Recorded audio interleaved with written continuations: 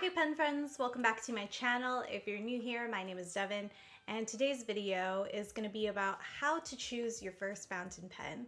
It's a very exciting decision to just say, I'm going to purchase a fountain pen. I'm going to bring this beautiful writing instrument into my arsenal to enjoy and to love and to hold. So congrats on making that decision. If you've taken so much as a glance at the fountain pen options and inks and all of that stuff, it can be a little bit overwhelming. So in this video, I wanted to share some tips and steps that you can take to streamline the process of deciding.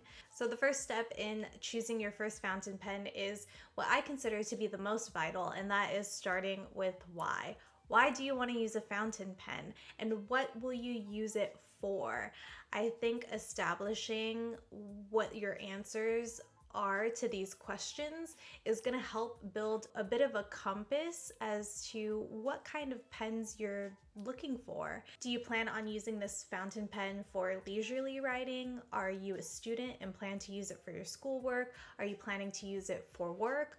Are you planning to use it for drawing and sketching? Or are you a writer and you need something that can withstand a long writing session? Figuring out the role and function of your fountain pen and how it plays into your particular lifestyle will help you narrow down the many choices that are out there for fountain pens. Once you've figured out why you want a fountain pen and what you plan on using it for, I recommend researching before you buy.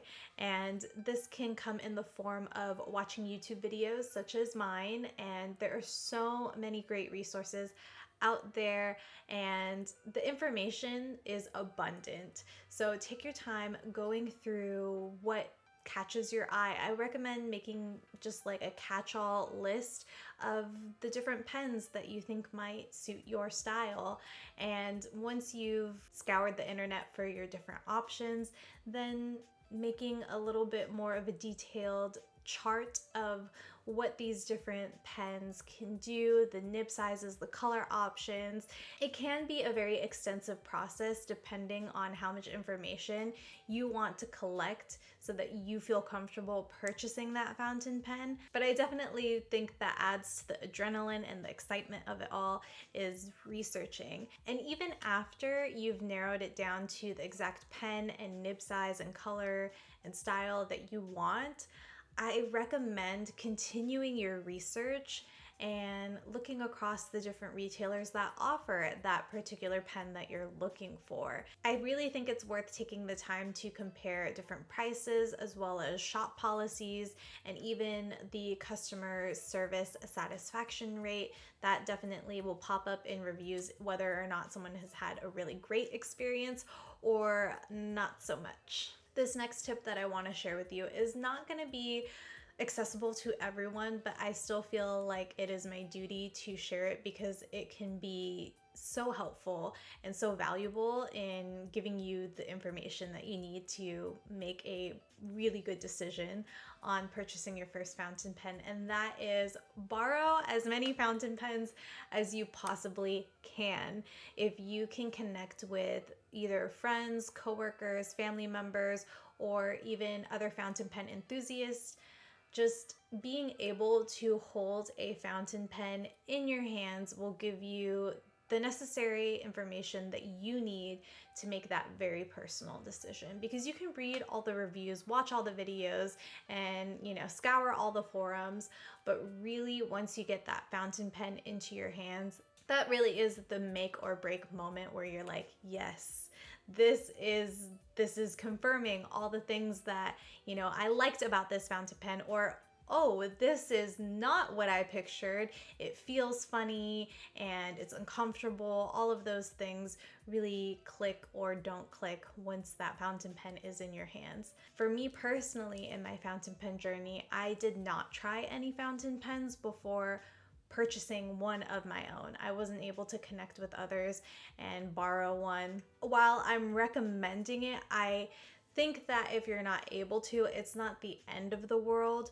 But if you have that option, just don't take it for granted. I would definitely take advantage of it. I think it's definitely worth pursuing this particular step in your research process. Set a budget. This will help you immensely in purchasing your first fountain pen, because more than likely, I'm just gonna, take a wild guess and say that once you've purchased your first fountain pen, you're going to fall in love like the rest of us.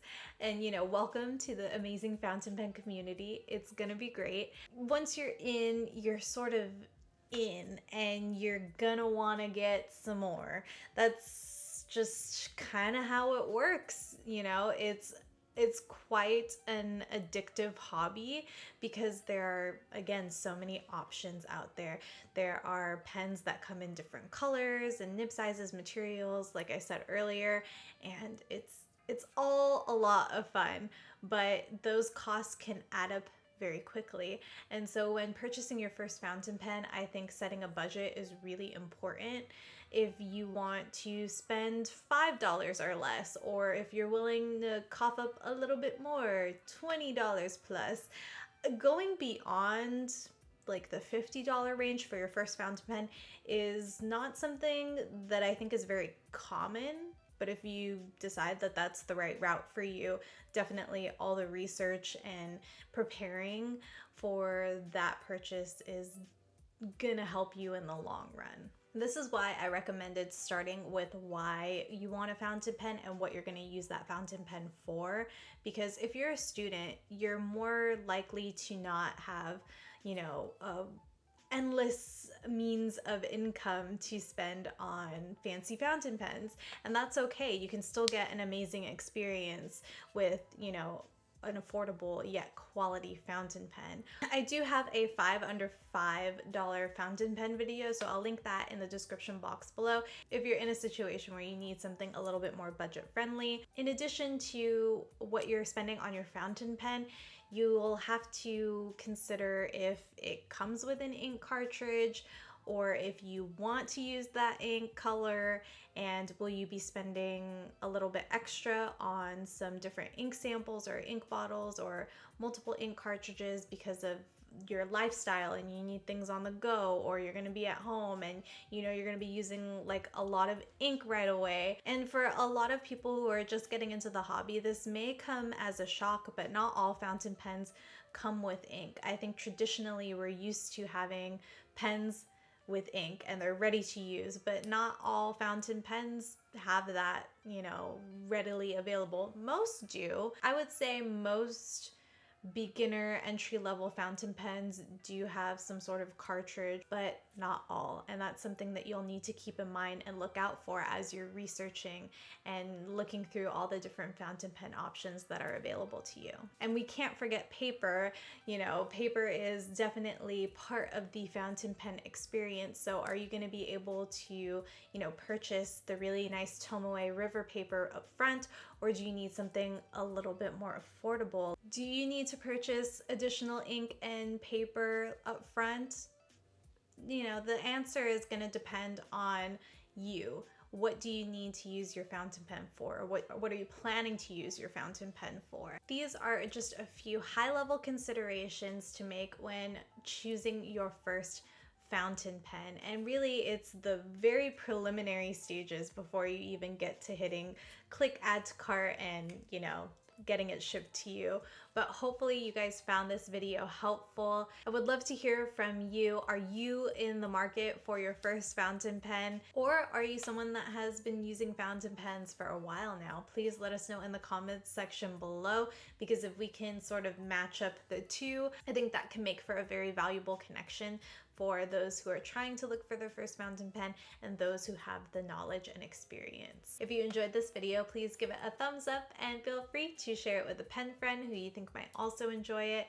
Don't forget to subscribe and to turn on those notifications. That way you don't miss any of my videos. You can also connect with me over on Instagram and TikTok. My usernames are the same at Devin Lu. That's DEVNNLUU. I do my best to upload here every Thursday evening, so please take care until then. Feel free to enjoy these two videos linked here on the screen. Thank you so much for watching, and I'll catch you in the next one. Bye!